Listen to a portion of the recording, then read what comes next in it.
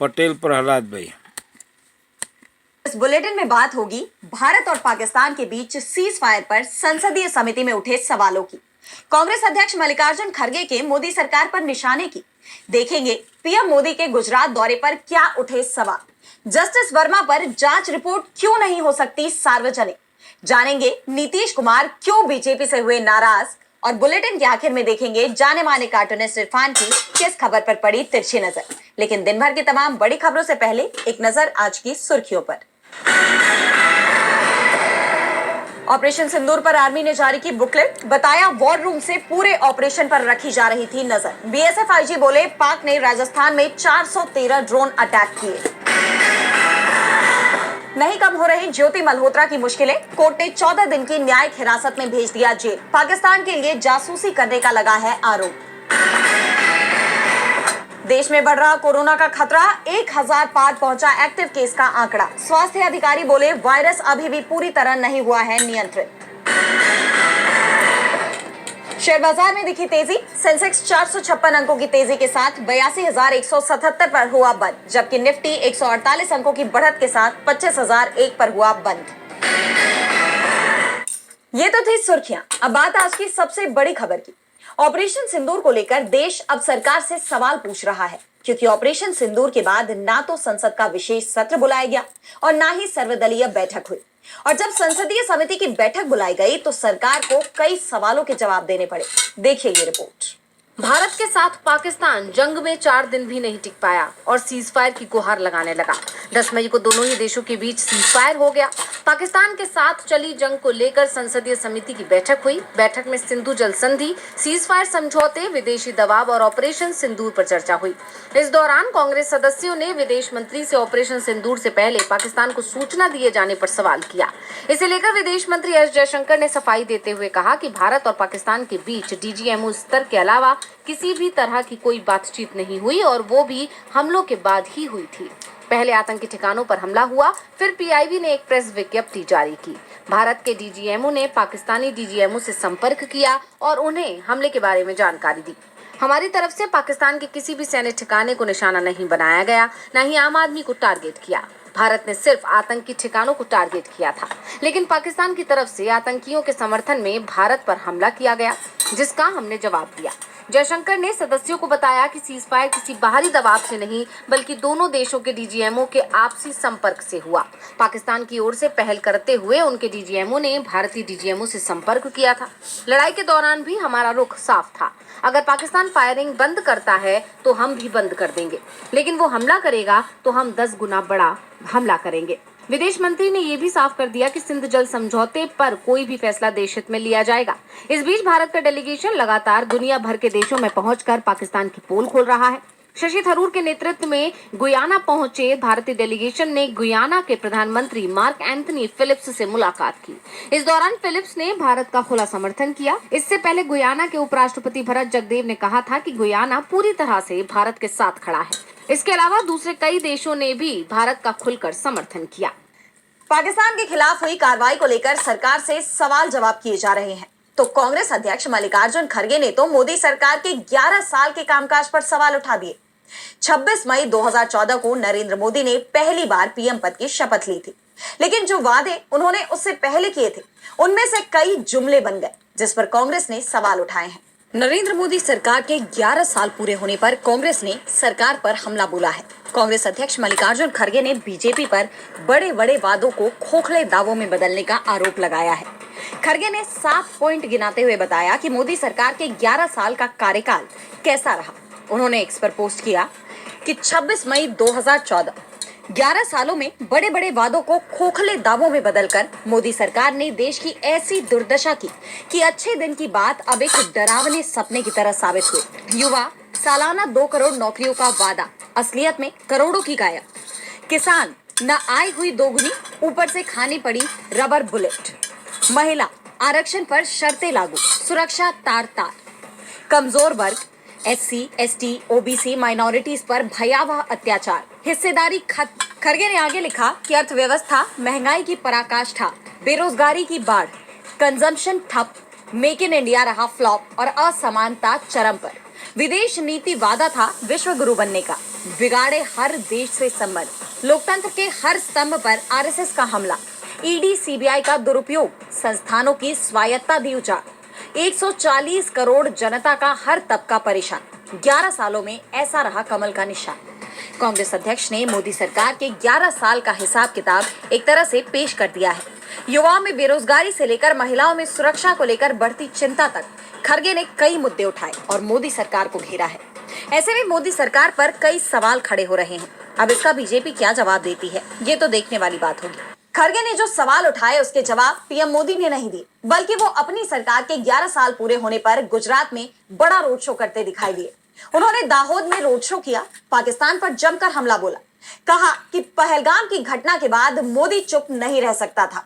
तो क्या कुछ कहा पीएम मोदी ने, देखिए इस रिपोर्ट में। पीएम मोदी अपने गृह क्षेत्र गुजरात पहुंचे हैं, जहां उन्होंने रोड शो के बाद जनता को संबोधित भी किया। ऑपरेशन सिंदूर के बाद उनका ये पहला सर्वदलीय बैठक बुलाने की मांग कर रहा है, संसद के विशेष सत्र की मांग कर रहा है। उनका कहना है कि पहलगाम घटना के बाद ऑपरेशन सिंदूर के बाद भी पीएम मोदी ने विपक्ष के सवालों का जवाब नहीं दिया। 22 अप्रैल की घटना के पीछे सुरक्षा चूक के लिए कौन जिम्मेदार था, इस पर भी अभी तक कोई जवाब नहीं मिला है। जिन लोगों ने 26 लोगों की जान ली, वो आतंकी कहाँ है? सवाल कई है। हालांकि गुजरात की जमीन से जरूर उन्होंने पाकिस्तान को कड़ा रहे हैं, खास तौर पर विपक्ष के सवालों पर पीएम की चुप्पी को लेकर। तो सवाल दिल्ली हाईकोर्ट के पूर्व जज जस्टिस यशवंत वर्मा को लेकर भी उठ रहे हैं।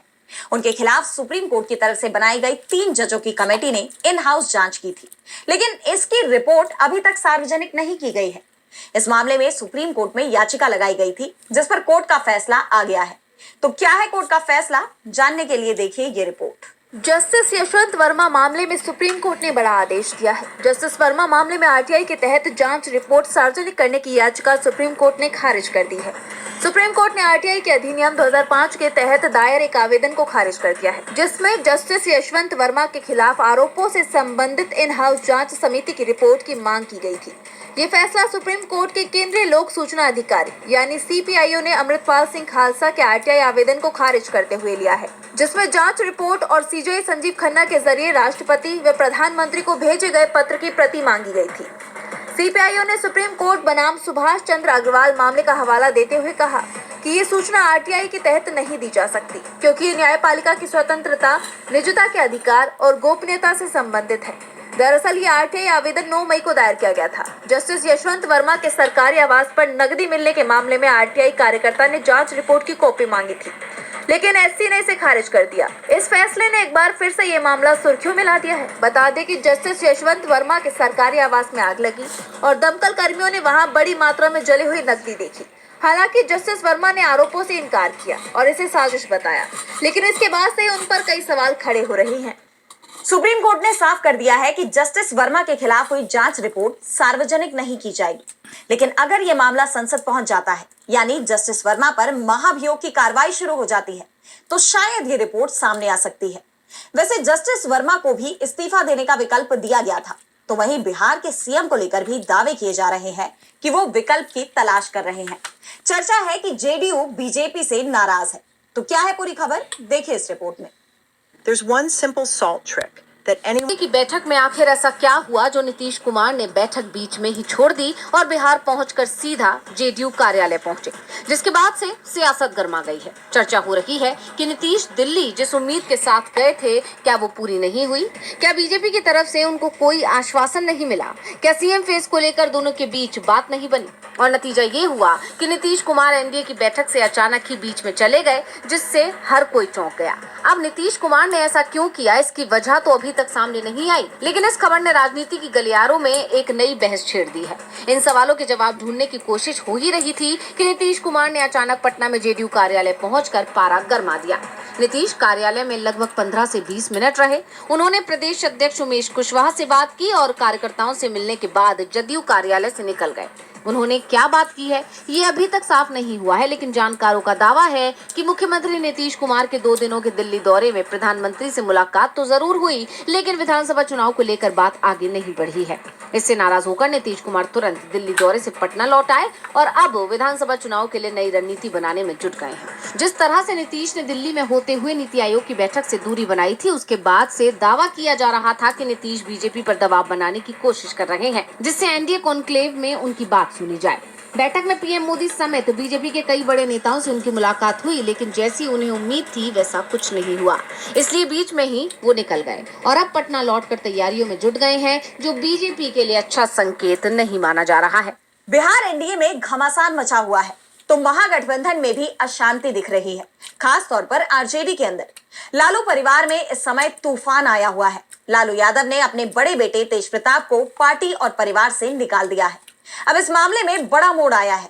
तो क्या है पूरी खबर, देखिए इस रिपोर्ट में। आरजेडी प्रमुख लालू प्रसाद यादव का परिवार विवादों से घिर गया है। लालू का तेजप्रताप यादव को पार्टी और परिवार से बेदखल करने के फैसले ने सियासी गलियारों में बहस छेड़ दी है। लालू के इस फैसले को लेकर सवाल उठ रहे हैं। उन पर आरोप लगाए जा रहे हैं कि आज लालू यादव की सामाजिक मूल्यों के प्रति संवेदनशीलता जाग रही है, तो ऐश्वर्या के वक्त ये क्यों नहीं दिखी। बताते चले कि ऐश्वर्या तेजप्रताप की पत्नी है। दंपति के बीच तलाक के लिए कोर्ट में मुकदमा चल रहा है।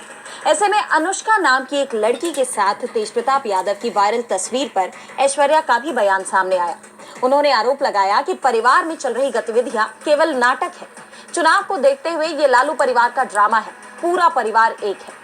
ऐश्वर्या का कहना है कि उन्हें इस बारे में जो भी जानकारी मिली है वो मीडिया के जरिए ही मिली है, और जब तेजप्रताप पहले से ही किसी और से प्यार करते थे तो उन्होंने उनसे शादी क्यों की और उनकी जिंदगी क्यों बर्बाद की। इस मुद्दे पर कुछ ऐसे ही बयान विपक्षी दलों की तरफ से भी आए। दरअसल ये पूरा विवाद तब शुरू हुआ जब तेजप्रताप यादव ने सोशल मीडिया पर अनुष्का यादव नाम की एक महिला के साथ अपनी तस्वीर शेयर करते हुए उनसे 12 साल के संबंध की बात कही। हालांकि थोड़ी देर बाद ही उन्होंने उस पोस्ट को ये कहते हुए हटा दिया कि उनका सोशल मीडिया अकाउंट हैक हो गया था। लेकिन इसके बाद लालू यादव ने उन्हें 6 साल के लिए आरजेडी से निकाल दिया। इस पर मीसा भारती का कहना है कि पार्टी अध्यक्ष का फैसला सर्वोपरि है। इस बीच लालू का परिवार कोलकाता के लिए रवाना हो गया है। चुनाव के ऐलान से 4 महीने पहले लालू परिवार में घमासान मचा हुआ है, तो महाराष्ट्र की सियासत में भी घमासान मचा हुआ है। 17 दिन पहले जिस मेट्रो स्टेशन का उद्घाटन किया गया था, मुंबई की पहली बारिश ने ही मेट्रो के निर्माण की पोल खोल दी है। विपक्ष सरकार को घेर रहा है। तो क्या है पूरा मामला, जानने के लिए देखिए ये रिपोर्ट। महाराष्ट्र में बारिश आफत बन गई है। मुंबई में बेमौसम बारिश की वजह से हालात काफी बदहाल हो गए हैं।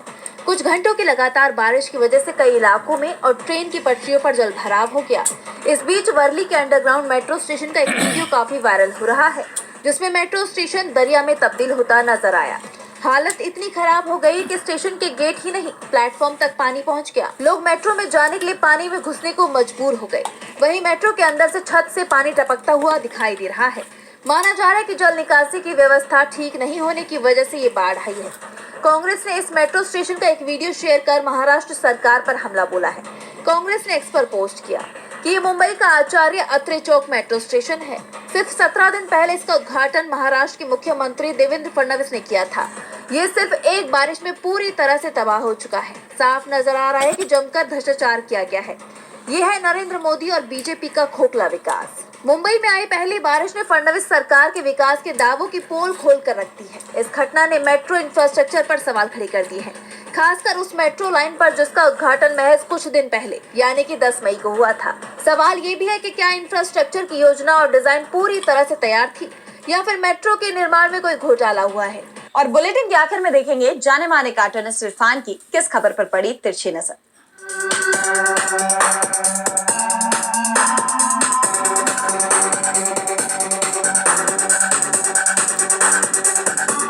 क्या सीसीटीवी कैमरा देश में बैन हो जाना चाहिए? चाहे हाईवे हो या सुनसान कोई बिल्डिंग हो, वहाँ कोई हो या ना हो, लेकिन ये कम वक्त सीसीटीवी कैमरा जरूर ही होता है। आप देखिए ना, चाल चरित्र वाली पार्टी के मध्य प्रदेश के अभी एक नेता सीसीटीवी की गिरफ्त में आए थे। दूसरी तरफ उत्तर प्रदेश के एक और इसी पार्टी के नेता भी सीसीटीवी कैमरे की जद में आ गए और बदनाम हो रहे हैं। उनका वीडियो वायरल हो रहा है। अब क्या किया जा सकता है इसके लिए? वो तो अपने आप को बदल नहीं सकते, क्योंकि ये अमृत काल है। इसलिए सीसीटीवी कैमरों को ही हटाना पड़ेगा।